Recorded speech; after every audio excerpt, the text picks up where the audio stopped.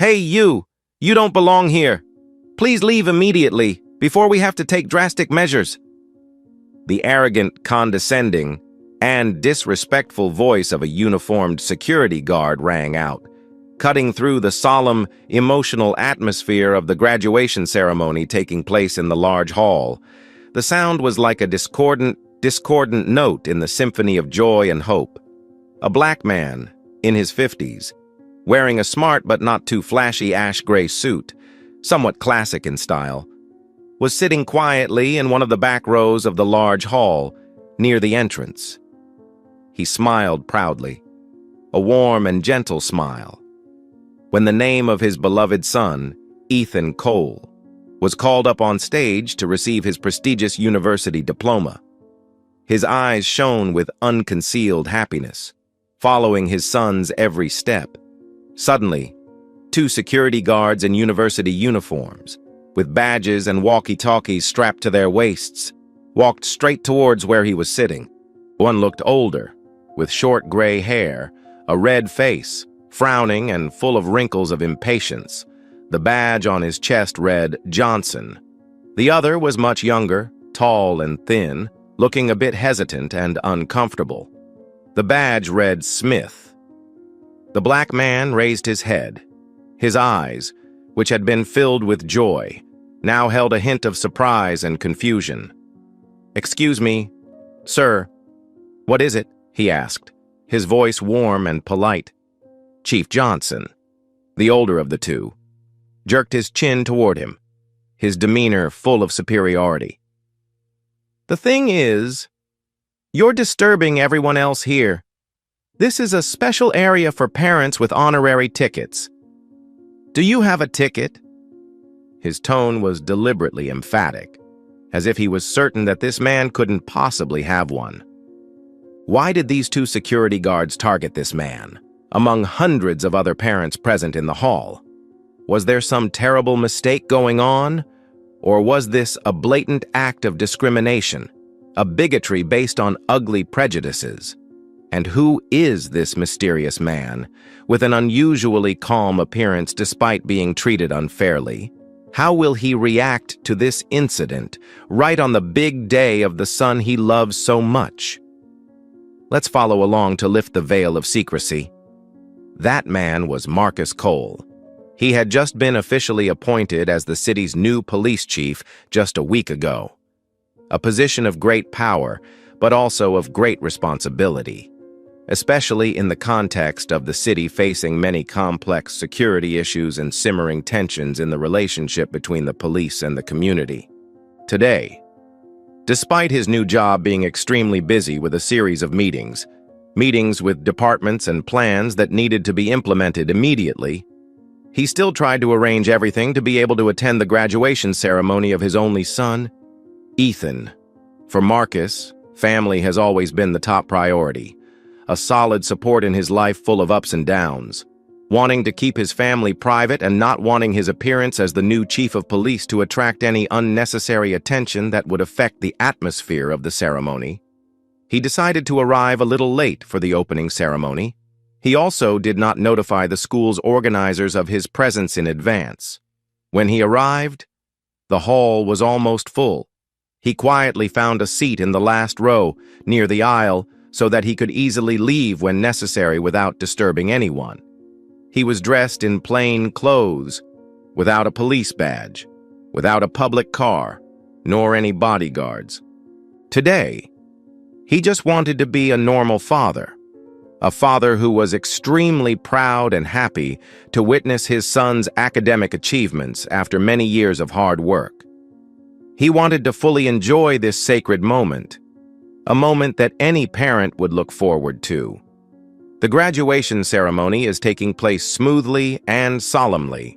Inspirational speeches from professors and student representatives, special performances by talented students of the school, and most importantly, the graduation ceremony, when each name is called out in joy and endless applause. The atmosphere in the hall is very solemn, but also joyful and exciting. However, Marcus Cole's quiet appearance did not escape the scrutiny of Chief Security Officer Johnson. Johnson, an older, conservative white man with deep, hidden prejudices against people of color, had noticed Marcus from the moment he stepped into the hall. In Johnson's narrow and prejudiced eyes, a black man, not dressed too elegantly, sitting alone in what he considered the VIP area, was inappropriate, unusual, and suspicious. He gave himself the right to judge others based solely on their appearance and skin color. Johnson nudged Smith, his younger colleague, who was standing next to him, and whispered in a voice filled with suspicion and contempt, "Hey, Smith, take a good look at that black guy sitting at the back of the room. He doesn't look like a parent of a student at this school. He's dressed shabbily. He must be some punk sneaking in here to cause trouble or find an opportunity to steal something." Smith, though younger and perhaps not as deeply ingrained with ugly prejudices as Johnson, also glanced at Marcus. He saw that the man had a very polite and calm appearance. His face exuded kindness and intelligence, not at all like what Johnson described. Smith hesitated a little. A vague feeling of discomfort arose in his heart. But in the face of the decisiveness and imposing attitude of his direct superior, a person known to be difficult and critical, Smith did not dare to have any objections. He could only nod reluctantly. After some small talk, they decided to test Marcus, a test that was scrutinizing and discriminatory from the start. Johnson and Smith walked up to where Marcus Cole was sitting. Johnson walked first, puffing out his chest, trying to project the air of a man on an important mission. He began the interrogation with probing questions, his tone deliberately difficult and disrespectful. "Hey, where's your ticket? Whose parent are you to be sitting in this area?" Marcus Cole, although feeling a little uncomfortable with the attitude of the two security guards, still tried to keep calm. He did not want to make a big deal out of such a happy day. He answered slowly, still maintaining his polite voice. "I am Marcus Cole, father of student Ethan Cole, computer engineering. He has just been called to receive his diploma. I have an invitation, but I sincerely apologize. I left it in the car because I did not want to carry too many things into the hall." Johnson smirked, a smile full of disbelief and contempt. He didn't believe, or didn't want to believe, what Marcus said. In his mind, the black man was definitely lying, trying to make up a story to stay. "We checked the list of special guests who were given priority seating in this area, and we didn't find any parents named Marcus Cole with a child named Ethan Cole. You must have made a mistake. Please step outside so we can verify the information more thoroughly." He deliberately spoke loudly, attracting the attention of a few people sitting nearby. Marcus Cole began to feel his patience being tested. He politely but firmly refused. "Gentlemen, let me repeat. I am attending my son's graduation ceremony, an event of great importance to our family. I will not be leaving until the ceremony is over. If you have any issues that need to be clarified, you can call your immediate superior or contact the school's organizing committee to verify. I am willing to cooperate." Marcus Cole's calm but firm refusal further enraged Chief Security Johnson. He felt that his authority was being disregarded by a stranger. He began to use harsher words, blatantly insulting and insulting. "Who do you think you are to tell us what to do? A person like you is not qualified to have children studying at such a prestigious university." He looked Marcus up and down with contempt, then continued to pour out his venomous words. He hinted that Marcus could be a homeless person, a beggar who sneaked into the crowd to make money, or even someone with bad intentions who wanted to disrupt the security and order of the ceremony. "This university campus is not a place where people like you can freely wander around. Come and go as you please. Sit wherever you want. You are affecting the people around you. Do you know that?" Marcus Cole tried to remain calm, but his eyes had become colder and sharper. The fire of anger began to burn in his heart. He didn't want to make a big deal out of his son's happy day. He didn't want Ethan to witness this unpleasant scene. But this blatant insult and discrimination was unacceptable, not only to him personally, but to the dignity of any human being. A few people sitting in the rows nearby began to notice the increasingly heated argument. They whispered among themselves, looking at Marcus and the two security guards with curiosity and even annoyance. The solemn atmosphere of the ceremony began to be disrupted by this unfortunate incident. Chief Security Johnson, seeing that Marcus Cole was still not fazed or intimidated by his threats, became even more angry and out of control. He placed his rough hand on the hard rubber baton hanging from his waist, a clear act of authority.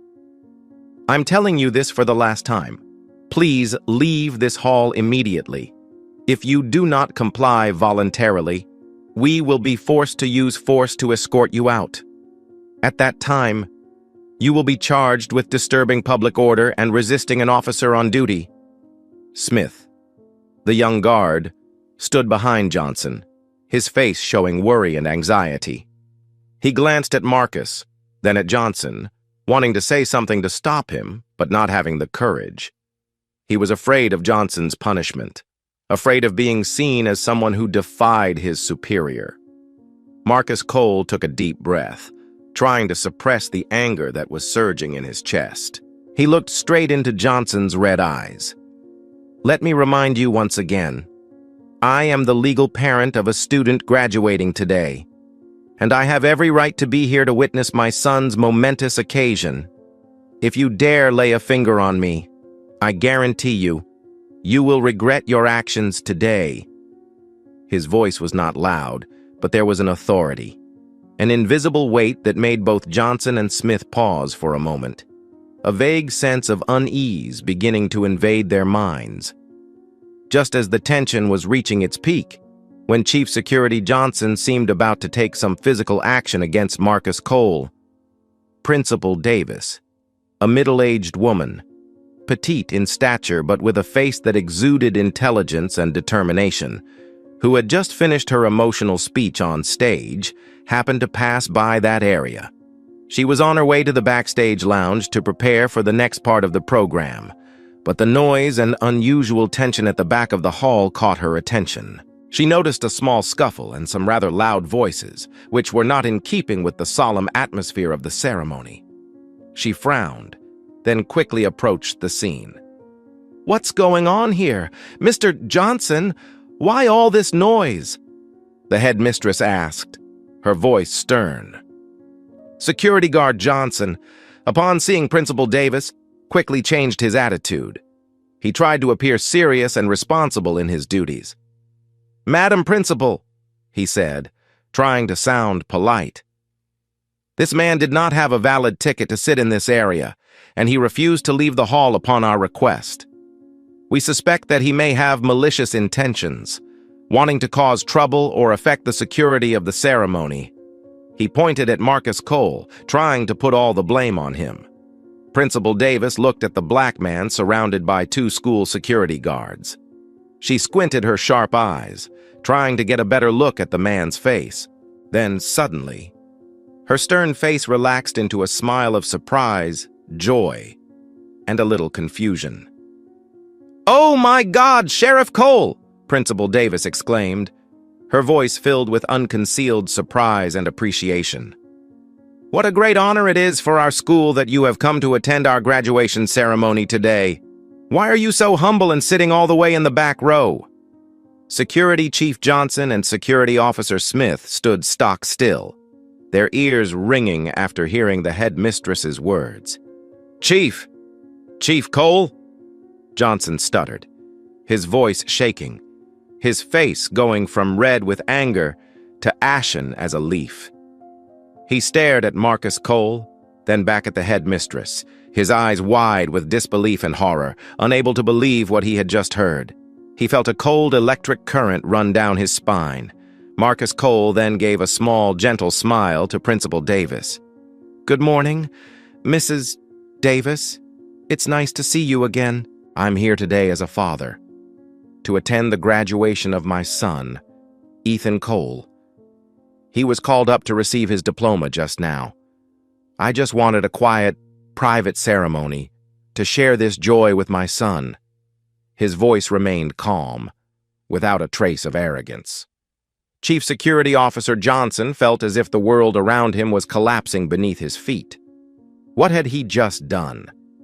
Who had he insulted, belittled, threatened, and almost used violence against? The newly appointed chief of police of the city, the man who would now be the indirect superior of all security forces in the city, including the security team of this university, the man whose image he had only seen on the news a few days ago. How terrible would the consequences of this stupid act be? Smith's face was pale. He took a step back, then another, trying to hide behind Johnson, as if he wanted to disappear immediately to escape this ironic and terrifying situation. He felt extremely regretful for not daring to speak up to stop Johnson at first. Johnson trembled, his knees almost giving way. He stammered, his voice filled with fear and belated remorse. "Sir, Mr. Sheriff, I'm so sorry. I didn't know. I didn't recognize you. This is just a terrible misunderstanding. Please forgive my ignorance." He wanted to kneel down to beg, but his legs felt frozen, without any strength left. Principal Davis, after quickly understanding the situation through the panic of the two security guards and the calm but clearly displeased expression of Chief Cole, made a very quick and wise decision. She turned back to the microphone on the nearby podium. Her voice echoed throughout the hall, attracting everyone's attention. "Dear parents, teachers, distinguished guests, and especially dear students, today, in this meaningful graduation ceremony, our school is extremely honored and proud to welcome the presence of a very special guest, a person who I believe, with his talent, dedication, and integrity, will bring many positive changes and peace to our city in the coming time. I would like to respectfully introduce and invite to the stage the newly appointed police chief of our city, Mr. Marcus Cole." The large hall, which had been buzzing with chatter because of the noisy incident at the back of the room, suddenly fell silent. All sounds seemed to stop. Thousands of eyes turned to the black man in a simple ash-gray suit who was standing with the headmistress and two security guards. His face pale and scared. Curiosity, surprise, and even a little respect began to appear on many people's faces. Marcus's son, Ethan Cole, who had just graduated, was sitting with his friends in the front row of graduates, equally stunned. He knew his father had just been appointed chief of police, a source of great pride for the family. But he had never expected his father to be introduced in such a formal and unexpected manner at his own graduation. He looked at his father, his heart filled with an indescribable feeling. Marcus Cole, although a little surprised by the sudden invitation and the formal introduction of Principal Davis, but with the courage and experience of someone who had gone through many ups and downs in his career, he quickly regained his composure and confidence. He smiled and thanked the principal, then slowly walked onto the stage, amidst the curious, surprised, and admiring eyes of thousands of people present in the hall. He didn't talk about his son Ethan's academic achievements, nor did he say much about himself or his grand plans for his new position. Instead, after greeting everyone respectfully, he looked down at the back of the hall, where the two security guards, Johnson and Smith, were still standing with their heads bowed, not daring to look up. His impromptu speech began gently and slowly, but each word carried an unusual weight and poignancy. "Dear parents, teachers, distinguished guests, and especially our graduates, today is truly a happy day, a momentous day, a memorable milestone in your lives and in the lives of our families. But, ladies and gentlemen, just before I had the honor of stepping up here, I had a small experience, an unpleasant reminder of the challenges and problems that our community, our city, is still facing every day. He briefly and objectively recounted the incident that had just happened to him, without naming the two security officers, nor using harsh or critical words. But he described very clearly their behavior, attitudes, and prejudiced words towards him. I do not tell this story to seek pity for myself or to criticize or punish any individual. I tell this because it shows a sad truth that, even in the most solemn places like this, even on the happiest and most meaningful occasions, false prejudices, discrimination based on skin color or appearance still exist, still infiltrate the thoughts and actions of some people. Sometimes, it is hidden under the name of security, of rules, or of performing official duties. As your new chief of police of this city, he continued, his voice now stronger, more authoritative, and with unquestionable sincerity. I pledge before you all that I will work tirelessly, with all my ability and dedication, to build a police force that is more professional, more honest, and most importantly, a police force that truly respects all citizens and serves all citizens fairly, regardless of their skin color, origin, religion, or social status. We need security guards, law enforcement officers who truly protect everyone in our community, not people who create fear, division, and inequality based on personal bias or abuse of power. Accountability must be applied seriously and fairly to everyone, from the lowest-ranking officer all the way up to myself, who is the head of our city's police force. The entire hall was silent, everyone listening attentively to every word of Chief Cole. Many nodded in agreement, applauding. Some felt ashamed and guilty for the actions of the two security guards. The atmosphere in the hall became quiet, full of thought.